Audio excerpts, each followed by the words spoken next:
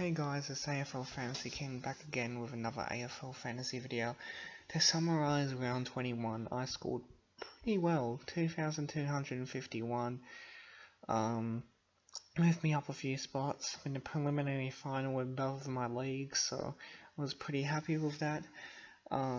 There's a lot of carnage going on though with the MRP, like Brody Grundy, Zach Merritt, Mitch Duncan, Joel Selwood getting suspended.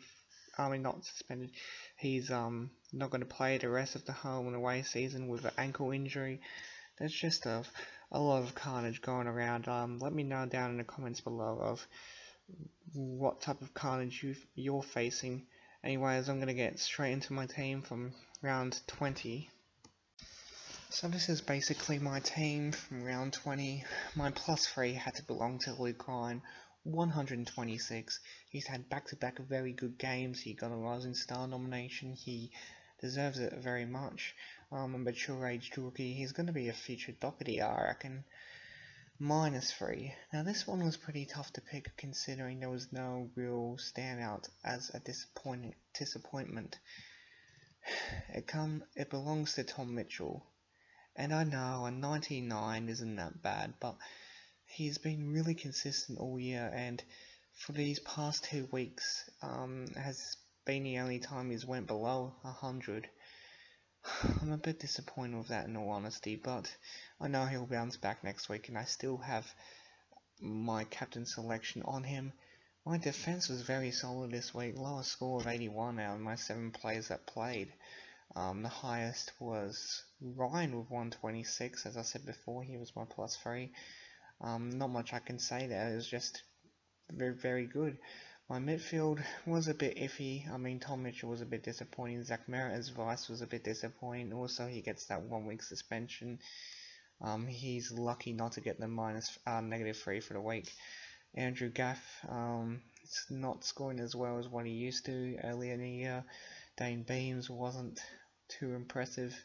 Alex Witherden got injured early in the 4th and didn't take any further part in the game, and he's 50-50 to return. Dustin Martin done well. Robbie Gray, who I traded in, done well, and Chalor done pretty decent. My rucks, Stephen Martin was slightly disappointing, but you know, I'll take a 90. And Patrick Ryder 88, who I also traded in, was pretty okay as well. My forward was a bit iffy, like my midfield as well. I mean, McRae was really good. Jack Steele was really good as well. Greenwood, who I'm trading out, was good as well. Heaney and Dalhouse were disappointing, and Young was, Young was good cover considering Darcy was out, and Dangerfield as well. Here's my trades for ahead for round 21. I traded in Sam Menegola for Hugh Greenwood. I think he will be one of the best forwards in terms of fantasy for the last few weeks. With Selwood out, he will spend more time in the midfield, and I would almost say that he's a must-have. My other trade, Sean Darcy, don't think he'll make much cash, and I don't think he'll get a game because Griffin had a good game against Gold Coast. And Gorn comes in, who's in very rock-solid form. Despite him having hard rucks, I think he'll still average at least 105 for the rest of the season. Anyways, players like Grundy and Selwood I would trade as soon as possible, because Grundy's missing 2 weeks from suspension, and Joel Selwood is not going to play for the rest of the home and away season because of an ankle problem. So they both need to go out of your team. So this is my team ahead for round 21. As you can see, my defense, because Witherden might not be playing and Zach Merritt isn't playing due to suspension, I've got Doherty, Laird, Lloyd, Nunes, Ryan, and Scharenberg Ness. And Scharenberg is a pretty good replacement. I mean, his +3 average is about 85.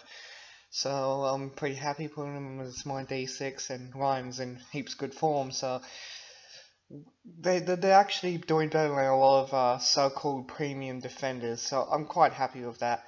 Witherden on my bench. Hibbert won't take any part for the rest of the year due to injury, but yeah, my defence looks solid. Then you move over to my midfield. Dangerfield is vice captain. He will come back from suspension. Tom Mitchell captain because I think he'll dominate against North. And North don't really have a tagger anyway. Dustin Martin, Chalor, Adams will all do well. Beams will do very solid against Gold Coast. He's one of the captain picks for a lot of cultures. Gaff, he's good for 90 now. He hasn't been in top form, but hopefully he comes back and does really well. And Robbie Gray is in good form as well. Zach Merritt played due to suspension. James Cousins is done for the year. Stephen Martin,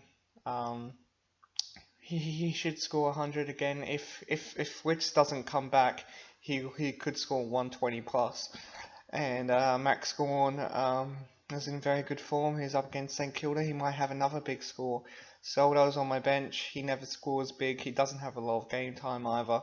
So he's probably only good for 40. He's only good as cover. And then you look at my forward, McRae, Menegola is in. I'd say they'll do very good this week. Ryder will dominate in the ruck because he's up against Cox. Jack Steele will do well. Heaney and Dalhouse haven't been in good form, but they're good for at least a 70. And Young and Jake Henry Harris is in my bench cover. And I think Henry Harris will come back into the team as well because he dominated. Anyways, guys, I hope you guys enjoyed this video. Make sure you leave a like if you did, and I'll see you again once round 21 is completed. Until then, see you later. Good luck in the finals.